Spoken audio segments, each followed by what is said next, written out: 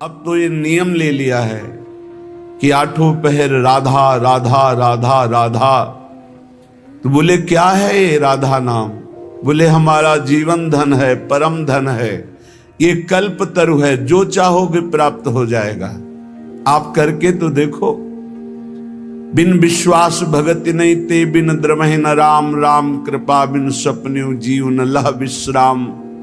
ये वृंदावन की भूमि से जो आपको राधा नाम श्रवण करने को मिल रहा, राधा नाम जपने की प्रेरणा मिल रही है, एक बार जीवन को राधा नाम के हवाले कर दो, समर्पित कर दो कि आप आठों पहर राधा राधा जपेंगे, फिर देख लो तुम्हारी असत कामनाएं भस्म हो जाएंगी, सत कामनाएं पूर्ण हो जाएंगी और अनुराग रस से युक्त हो जाओगे, प्रेम युक्त हो जाओगे। यहां तो राधा राधा पत्ता भी बोलता है, यहां वायु के प्रवाह से भी राधा राधा निकलता है। जिस दिन श्रवणेंद्री दिव्य हुई तो आपको सुनाई देगा यहाँ के पत्ते से, यहाँ के वायु के, यहाँ खग मृग पशु पंछी के मुख से एकमात्र राधा राधा राधा। दर्शैसी वृंदावन धाम। दूसरा अर्थ, जो राधा राधा राधा ऐसा बोलता है उसके नेत्रों के सामने दिव्य वृंदावन प्रकाशित हो जाता है। जहां दिव्य धाम वहीं दिव्य रूप, वहीं दिव्य लीला। ललित किशोरी देव जी कह रहे हैं अब तो आठों पहर केवल राधा राधा राधा। यहां छाती के अंदर लिख लो, हृदय रूपी कागज में लिख लो राधा, और हर समय उसे बांचते रहो, राधा राधा राधा राधा। बहुत सुंदर साधन है। हृदय में राधा नाम लिख लो, आंख मूंदो तो आपको दिखाई देना चाहिए सामने तेजों में राधा नाम, आंख खोले तो राधा नाम, और उसी को बार बार गाते रहो, सुनते रहो।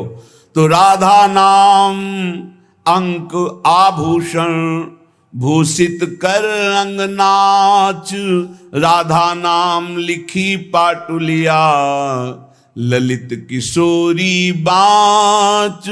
साच राधा नाम सो चितरात। परम सत्य राधा नाम से चित्त को जोड़ दो, राधा नाम के गीत गा करके नाचो, राधा नाम को बार बार हृदय में मानस पटल पर लिख करके बांचो। इसी से परम अनुराग प्रकट हो जाएगा, जो चाहोगे वो प्राप्त हो जाएगा। राधा नाम ही सो नातो, जाके नाम लेत प्रीतम सो, परत प्रीति को खातो। जो बोलता है राधा, प्रेम परवश होकर प्रीतम उसके जन्म जन्मांतर खाते को फेंक देते, नष्ट कर देते हैं। जो श्लोक में वही पद में, अनुलिख्या अनंतान तदप राधान मधुपति महाप्रेमाविष्टम तो परम देयम विमसति। क्या इसे दूं? ये मुझे राधा नाम सुनाया, इसे क्या दूं? ऐसा श्री कृष्ण विवश होकर उसके लिखे हुए अनंत जन्मों के अपराध सब नष्ट कर देते हैं। जो विश्वास करे, खास बात है विश्वास की। ललित किशोरी पहले ते मन लातो। हाय बड़ा समय व्यर्थ चला गया, मुझे बचपन से क्यों राधा नाम सुनने को नहीं मिला, केवल राधा नाम ही रटता। कितना समय चला गया, इसके बाद परिचय में राधा नाम आया। ललित किशोरी जी कह रहे हैं यदि अब विश्वास हो जाए तो अब पकड़ लो राधा नाम, तो क्या होगा? होयो कुंज निवास। तुम कहीं भी शरीर रखो, तुम्हारा मन निकुंज में रहेगा। जगत क्यों जन्म जन्म भर मातो, राधा नाम ही सोना तो। ये जन्म मरण का चक्र बंद हो जाएगा, नवनिवृत्त निकुंज तुम्हारे नेत्रों में दर्शाने लगेगा। यदि राधा राधा बोलोगे तो प्रीतम तुम्हारे अनंत जन्मों के पापों का लेखा जोखा नष्ट कर देंगे। राधा नाम को उर्धार मिली है रसिक मुकुटमणि मोहन, आप ही कुंजन द्वार। राधा नाम को उर्धार। यदि राधा राधा राधा ऐसा बोले तो श्री कृष्ण हर समय तुम्हारे साथ है और निकुंज द्वार में तुम्हारा अद्भुत स्वागत होगा। राधा नाम जापक को दिव्य चिदानंद वृंदावन धाम में प्रवेश मिलेगा, उसका स्वागत होगा। आठों जाम छकेंगी अखियां छवि निकुंज बिहार, ललित किशोरी फीके परि हैं सर्वस सुख संसार, परम धन राधा नाम उर्धार। हे उपासक, यदि आठों पहर राधा राधा जपोगे तो तुम्हारे नेत्र छक जाएंगे, जुगल माधुरी तुम्हारे नेत्रों में भर जाएगी, अर्थात प्रिया प्रीतम का साक्षात्कार हो जाएगा। ललित किशोरी जी कहते हैं संसार के समस्त भोग आकर्षण ये सब फीके हो जाएंगे जितना अधिक तुम नाम राधा नाम जप करोगे। राधा नाम को आधार, आहा रसिक लालवर इसे रटत निरंतर, जान सार को सार राधा नाम को आधार। परम सार आत्म तत्व, आत्म तत्व के परम सार परमात्म तत्व श्री कृष्ण, श्री कृष्ण का परम सार राधा किशोरी। इसीलिए परम सार जानकर स्वयं हरि श्री कृष्ण राधा राधा राधा रटत निरंतर, निरंतर राधा स्मृति में। तो राधा किशोरी श्याम श्यामेति सुंदर वरेति मनोहरेति, कंदर्प कोटि ललितेति सुनागरेति। निरंतर श्याम सुंदर विविध नाम प्रभु के रटते हुए अशुभ प्रवाह लाडली करती हैं, तो राधा राधा रटते हुए स्मृति में लालजू डूबे हुए हैं। चाहे जितने तुम जैसे नीच पामर हो, कुछ भी अपराध बन गया हो, अब चिंता मत करो, अब लो नशानी अब ना नशई हो, आज तक की आप नहीं करूंगा, तो राधा नाम जप करो, आपका सब ठीक हो जाएगा। किसी की मत सुनो, सब अपनी अपनी अलग भिन्न भिन्न मति है, भिन्न भिन्न गति है। सत्य है ब्रज 84 कोश परम धाम श्री लालजू का। कोई किसी भी संप्रदाय का कहीं का भी हो, क्या ये नहीं जानता कि ब्रज 84 कोश महामहिम धन है। कल एक महामुनि जैन मुनि जी पधारे तो उनका अहोभाग्य हमें आज श्री कृष्ण की लीला भूमि में प्रवेश मिला, शायद जीवन में दोबारा आने को मिले कि ना मिले। अच्छा लगा। सब कौन ऐसा है त्रिभुवन में जो इस ब्रज भूमि और वृंदावन धाम की, और फिर बिहारी जी के दर्शन को गए, यहाँ की रज माथे पे लगाई, अहोभाग्य बार बार ऐसे बोल रहे थे। ये चाहे जितना कोई गुणहीन मलिन दीन हो, यदि ये नियम ले ले कि अब लो नशानी अब ना नशई हो और राधा राधा राधा रटे, तो उसे निरंतर श्री लालजू के सानिध्य का अनुभव होने लगेगा, सारे दुख मिट जाएंगे और सच्चिदानंद प्रेम रस में डूब जाएगा। सब गुणहीन मलिन दीन यति, जो पतितन में सरदार, पापियों में भी महापापी जो हो, पर वो रटने लगे राधा राधा राधा, तो ललित किशोरी जी कहते हैं मैं वादा करता हूं तासु भरोसे ललित किशोरी सो पांव पसार। मेरी महारानी जी के भरोसे होकर निश्चिंत होकर सो। अब यमदूत तुम्हें डांट नहीं लगा सकते, अब तुम्हारी दुर्गति नहीं हो सकती यदि तुम्हारे मुख से राधा राधा राधा ऐसा निकल रहा है।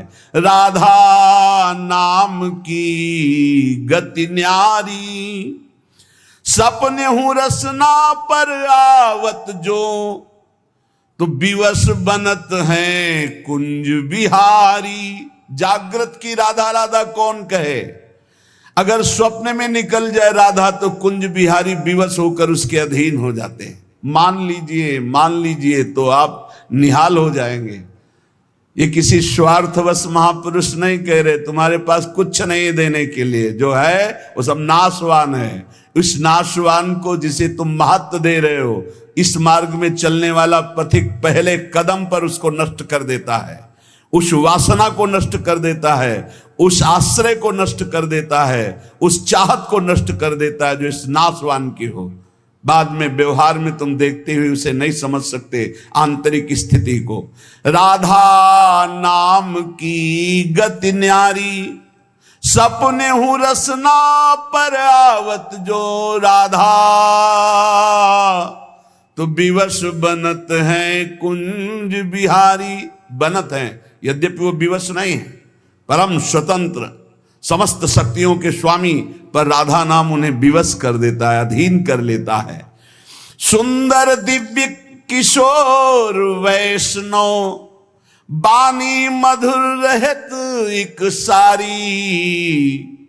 जो राधा राधा रटते हैं, एक दिन नवीन किशोर अवस्था के हमारे युगल सरकार गलवैया दिए हुए उससे बात करेंगे। बात मिलने की बात जाने दो, दर्शन की बात जाने दो, बात करेंगे कैसे हो, कैसा अपार वो सुखमय समय होगा जब मेरे प्राणाराध्य पूछेंगे कैसे हो, और हम दौड़कर उनके चरणों में लौट जाएंगे और वो दोनों एक एक बाह पकड़कर उठाएंगे। जन्म जन्मांतर की हमारी चाहत पूरी हो जाएगी।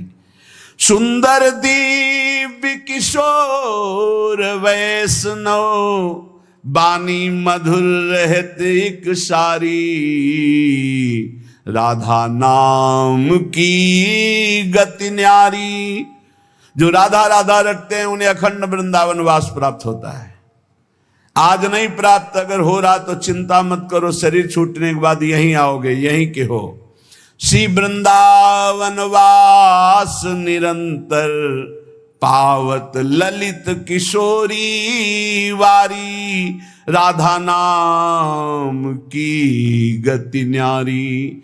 ये सबसे अलग है राधा नाम।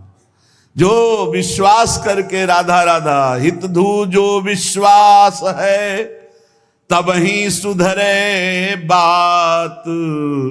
ना तो माया पंथ में फिरे जो टक्कर खात।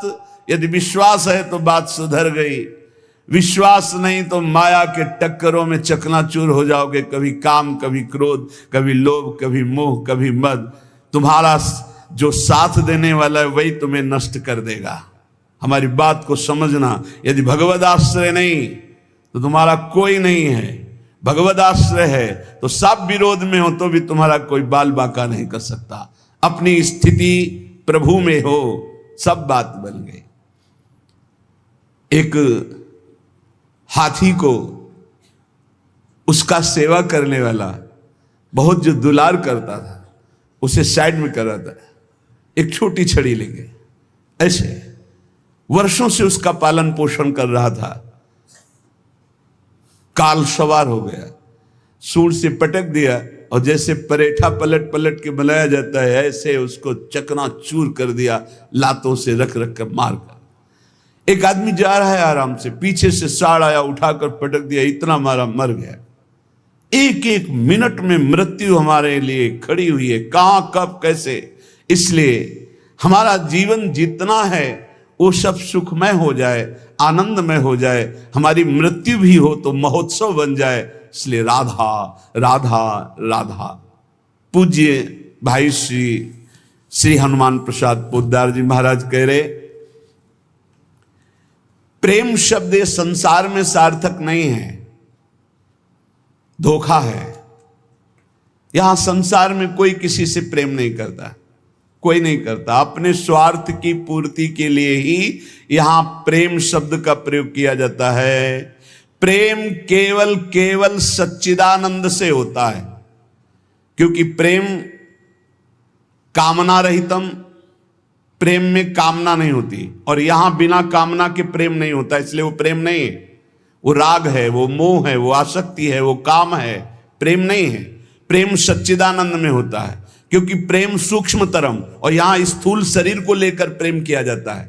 स्थूल शरीर को लेकर, जो स्थूल को लेकर किया जाता है वो राग होता है, प्रेम नहीं होता। जो कामना को लेकर किया जाता है वो राग होता है, प्रेम नहीं होता है। और ये क्रिया स्वरूप है और प्रेम अनुभव स्वरूप है। प्रेम अनुभव स्वरूपम और ये क्रिया स्वरूप है, इसमें क्रियाएं होती हैं। तो ये क्रियाएं मोहाशक्ति से होती हैं। प्रेम अनुभव स्वरूपम, हृदय का विषय, अनिर्वचनीयम, इसमें वचन बोलते हैं। जहां एक दूसरे के प्रति मैं तुम्हें बहुत प्यार करता हूं, क्यों? उसको प्रभावित करके अपनी वासना की पूर्ति करना है। इसलिए चाहे कोई वासना हो, कोई स्वार्थ हो, कोई किसी से मित्रता करता है तो बीच में गंदगी होती है, निज सुख गंदगी होती है।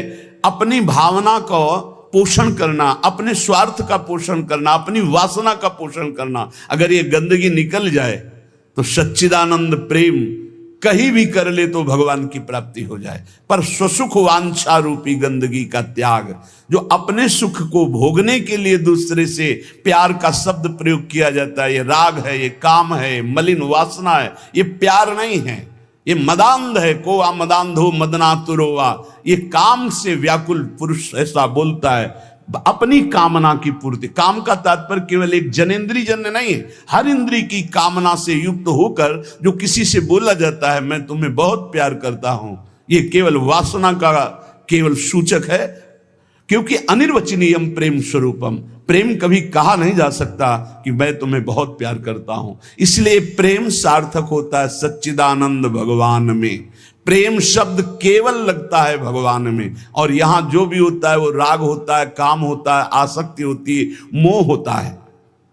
प्रेम शब्द श्री भगवान में सार्थक होता है, समझ लीजिए। जहां भी प्रेम कोई कहे कि हम आपसे प्रेम करते, तो समझ लेना बहुत कोई न कोई स्वार्थ बुद्धि है, कोई न कोई वासना बुद्धि है, कोई न कोई अपने सुख की बात ये देख रहा है मेरे में, इसलिए कह रहा है मैं तुम्हें बहुत प्यार करता हूं। प्रेम विशुद्ध होता है, कामना मलिन होती है। प्रेम निस्वार्थ होता है और कामना स्वार्थ युक्त होती है। यहां कौन निस्वार्थ प्रेम करता है? यहां कौन विशुद्ध प्रेम करता है? उज्जवल होता है प्रेम और काम मलिन होता है। प्रेम इंद्रियातीत है और काम इंद्रियों से होता है। तो ये प्रेम सार्थक होता है सिर्फ श्री भगवान में। जो आपको बोले कि मैं आपको बहुत प्यार करता हूं, तो समझ लेना ये वासना का खेल खेलने का षड्यंत्र है, ना कि प्रेम। आज इसी षड्यंत्र में फंसकर अपने चरित्र को, अपने जीवन को दूषित किया जाता है और कहा जाता है प्रेमी हैं हम। प्रेमी, प्रेम शब्द को कलंकित किया जाता है। वही प्रेमी हितधाम में थे तो एक जोड़ी आई, उन्होंने कहा कि उन्हें लव मैरिज किया है, आशीर्वाद दीजिए। बढ़िया है। एक साल बाद अकेले दिखाई दिया हमको, भाई अकेले आए आप? बोले तलाक हो गई है। यह है प्रेम। दूसरा मिल गया कोई स्वार्थ पूर्ति के लिए, उससे अच्छा अपनी भावना में, खत्म प्रेम। स्वार्थ की पूर्ति को संसार में प्रेम कहा जाता है। इसलिए प्रेम शब्द को गंदा न करो। प्रेम केवल अंतर में विराजमान निरंतर जिनकी सत्ता है उन श्री भगवान से होता है। जब प्रेम होने लगता है तो दूसरी समस्त वस्तुओं से, समस्त स्थितियों से मन हटने लगता है। केवल प्रीतम ही प्रीतम सुहाते हैं। ऐसा कामी पुरुष को भी होता है, ऐसा कामिनी को भी होता है। बस बिल्कुल नजदीकी है काम और प्रेम में, पर प्रेम निर्मल भास्कर है और ये घोर अंधकार है। इसलिए गोस्वामी जी ने बहुत समझ कर मांगा कि काम ही नारी प्यारी जिम, लोभी जिम प्रिय दाम, तिमि रघुनाथ निरंतर प्रिय लागो मोहिराम। हमारा आपसे प्रीता कैसी हो? जैसे कामी पुरुष की कामिनी में होती है, जैसे कामिनी की कामी पुरुष में होती है, ऐसे हे नाथ मेरी चित्तवृत्ति निरंतर आप में लगी रहे। प्रेम तभी माना जाता है जब अपनी शुद्धि भूल जाए और केवल प्रेमी की याद रहे। और यहां अपनी शुद्धि रहती है। अपनी शुद्धि के द्वारा अपनी वासना की पूर्ति को यहां प्रेम कहा जाता है। इसलिए नाटक है, प्रेम नहीं है, बिल्कुल कोरा नाटक है। बहुत विचित्र विचित्र गति, बहुत विचित्र गति। प्रेम उसे कि हम आपसे प्यार करते हैं, यदि आप वहां सुखी हो तो जाओ, भगवान तुम्हें सदैव सुखी रखें, कभी तुम हमारी तरफ मुड़कर मत देखना, तुम आनंदित रहो, तुम सुखी रहो, आनंदित रहो। प्रेम का स्वरूप समझना बड़ा कठिन है। यदि मेरे देखने से तुम्हें दुख होता, मैं कभी तुम्हारे सामने नहीं आऊं। तुम सुखी रहो, तुम आनंदित रहो, तब माना जाए थोड़ा सा प्रेम उज्जवल हो रहा है, निर्मल हो रहा है, वासना का भूत, उसे प्रेम कहा जाता है। प्रेम केवल प्रीतम अपनी भी शुद्ध भूल जाए, अपनी भी शुद्ध भूल जाए, या अपनी ही शुद्ध की पूर्ति के लिए प्रेम शब्द का प्रयोग किया जाता है। प्रेमी केवल प्रीतम की बात करता है, केवल प्रीतम की बात सुनता है, केवल प्रीतम को देखता है, चारों ओर प्रेम ही प्रेम। प्रेम की वृत्ति में कभी पूर्णता नहीं आती है कि मुझे पूर्ण प्रेम प्राप्त हो गया, ऐसा कभी नहीं आता। सदैव प्रेम में कमी का अनुभव होता है। मैं कहां उनको प्रेम करती हूं, मेरे में कहां ऐसा है कि मैं उन्हें प्रेम दे सकूं। मैं तो सब गुणों से हीन हूं, ये तो पता नहीं वो क्या देखते हैं कि हमसे प्रेम करते हैं। ये प्रेमी का हृदय होता है। मैं तो नीच हूं, अदम हूं, उनकी किसी लायक नहीं हूं, पर ये उनकी उदारता है कि वो मुझे स्वीकार किए हुए हैं। प्रेमी को अपने में सदैव कमियों का अनुभव होता है, अपने में उसको दोष दर्शन होता है, मैं इस लायक नहीं हूं। और वो अपने प्रीतम में भारी से भारी दोष कोई उनके प्रीतम पर साबित करे तो भी वो गुण ही उसको दिखाई देता है। प्रेम असीम होता है, प्रेम की सीमा नहीं होती। प्रेम प्रतिक्षण बढ़ता रहता है निरंतर, पर कभी अंत नहीं होता। प्रेम कहीं रुकता नहीं है, किसी वासना, किसी परिस्थिति, किसी स्थिति, तिरस्कार, मान, अपमान, कहीं भी नहीं रुकता। वो बढ़ता प्रीतम की तरफ चला जाता है। प्रेम में सब कुछ अर्पण होने पर भी प्रतिपल अर्पण करने की प्रबल इच्छा रहती है। यहां तक कि प्रेमी स्वयं भी प्रेमास्पद के अर्पित हो जाता है, पर इस बात का उसको स्मरण भी नहीं होता कि मैं कितना समर्पित हूं। प्रेम वाणी का विषय नहीं है, प्रेम हृदय में रहता है, और वो हृदय हृदयेश्वर के पास चला जाता है तो उसका हृदय भी नहीं रहता। बहुत अद्भुत है ये प्रेम। प्रेम जिसके हृदय में उत्पन्न होता है तो ना मन रह जाता है, ना बुद्धि रह जाते हैं। मन बुद्धि प्रीतम के पास चले जाते हैं, केवल प्राण धड़कते रहते हैं। प्रेम बड़ी दुर्लभ वस्तु है, ये प्राण देने पर भी नहीं मिलता। ये जिसे मिल जाता है उसके समान त्रिभुवन में कोई सौभाग्यशाली नहीं। जहां कुछ भी अपने लिए चाह है वहां प्रेम शब्द का प्रयोग न किया जाए। स्वार्थ है, प्रेम नहीं। प्रेमी का सुख इसी में है कि मेरे प्रीतम कैसे सुखी हों, तत्सुख सुखित्वम। हमारे जीवन में यदि दुख आए और मेरे प्रभु राजी हैं तो कभी सुख नहीं चाहिए, कभी सुख नहीं चाहिए। मेरे प्रीतम पर क्या परेशानी, प्यारे को जो प्रेम करने वाले उनको क्या परेशानी, क्योंकि प्यारे मेरे चाहते मैं दुखी रहूं, ये दुख समुदाय घेरे रहे, बस जोई जोई प्यारो करे सोई मुई भावे। बहुत कठिन बात है। प्रवचन कर लेना सरल है, प्रवचन सुन लेना सरल है, कि दुख घेरे रहें। एक जन्म के लिए आप प्रभु के लिए थोड़ा हिम्मत कर लो। कैसी भी परिस्थिति आवे, आपका नियम न टूटे, आपका भजन न टूटे। जो नियम बनाओ उसे चलने दो, प्राण चाहे निकल जाए, इस जन्म में भक्ति से पीछे नहीं हटना, तो निश्चित भगवत प्राप्ति हो जाएगी। ये जीवन हमारा भगवत प्राप्ति के लिए है। बहुत सावधान, सुख दुख के ये भाव समुद्र के थपेड़े हैं। कहीं सुख में भूल मत जाना, कहीं दुख में घबराकर भक्ति मत छोड़ देना।